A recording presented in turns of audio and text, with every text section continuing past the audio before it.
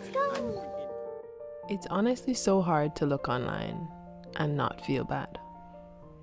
You pick up your phone for a few minutes just to take a break from folding laundry or wiping the counters, and suddenly you're in someone else's world.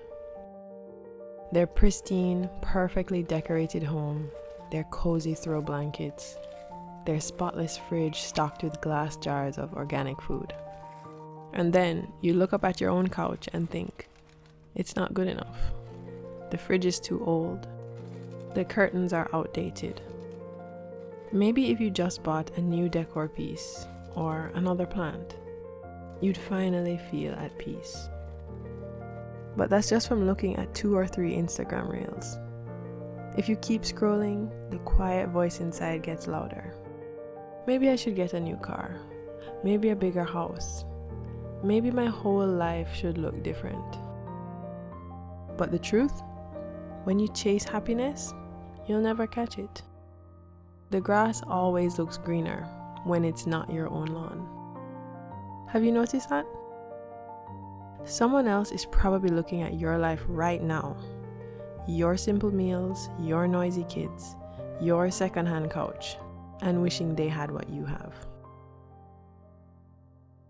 The consumer culture we live in plays into it, but comparison isn't just modern.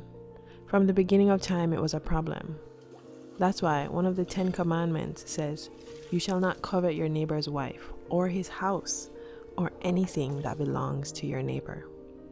That's Exodus 20 verse 17. To covet isn't just wanting, it's an unhealthy craving.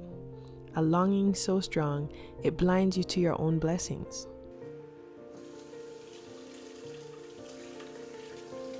It's wanting the wrong things, or even the right things, in the wrong way.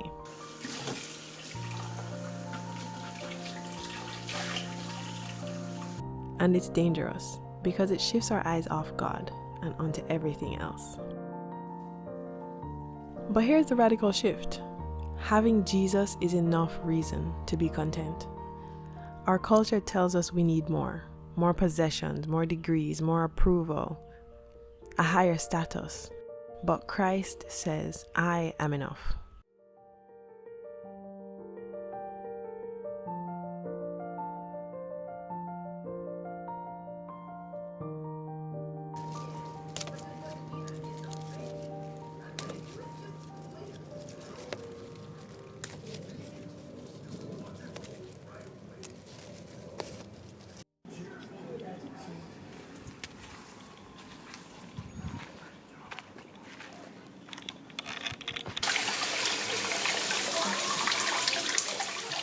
Take a step back from the Western mindset, from TV, air-conditioned cars, hot water, and dishwashers, and just think about the basics.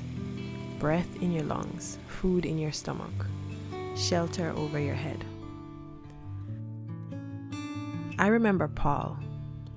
Paul was beaten and Paul was flogged, thrown in jail on many occasions. And he still wrote, "I have learned to be content, whatever the circumstances." Philippians 4 verse 11. He wasn't content because he had the latest Amazon package at his door. It wasn't Prime Day and he wasn't getting any deals. He was content because he had met Jesus, and that was enough for him. So why isn't that enough for us? Why do we need our family's approval? Why do we crave the applause of strangers on social media? Do we even care about the approval of God anymore? Paul, the man who wrote half of the New Testament, after everything he had done, still what he wanted most was to know Christ. Can you imagine that? I want that.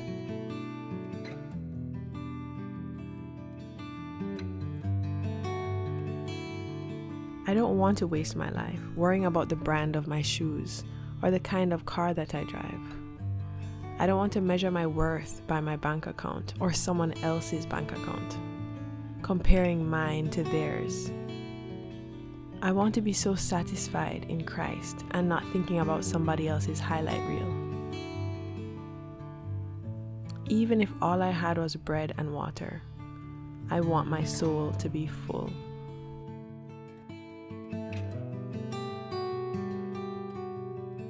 And here's the thing about homemaking. It's not about a picture-perfect house. It's about the spirit you bring into the home. A mismatched couch can hold just as much love as a designer one. A small kitchen can smell just as good when you're baking something nice. A cluttered table can still be where prayers are whispered and children are discipled. Homemaking isn't about impressing the world. It's about creating a space where God is welcomed and your family feels safe, and where you can quietly live out your faith.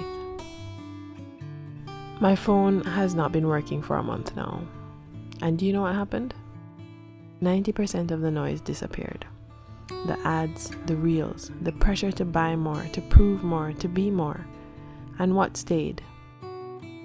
Birds chirping outside my window, pecking on the window. Dishes in my sink, my grass outside. Just simple things, laughing, smiling little children. Comparison steals joy, but contentment, true contentment in Christ, invites it back. And maybe that's the secret. Jesus is enough. If Paul could say, after prison and beatings, that his deepest desire was simply to know Christ, then we can whisper the same things in our kitchens, while folding laundry, while sweeping the floor. Because the secret to godly homemaking isn't a perfect home. It's a heart anchored in Christ. And when He is enough, everything else falls into place.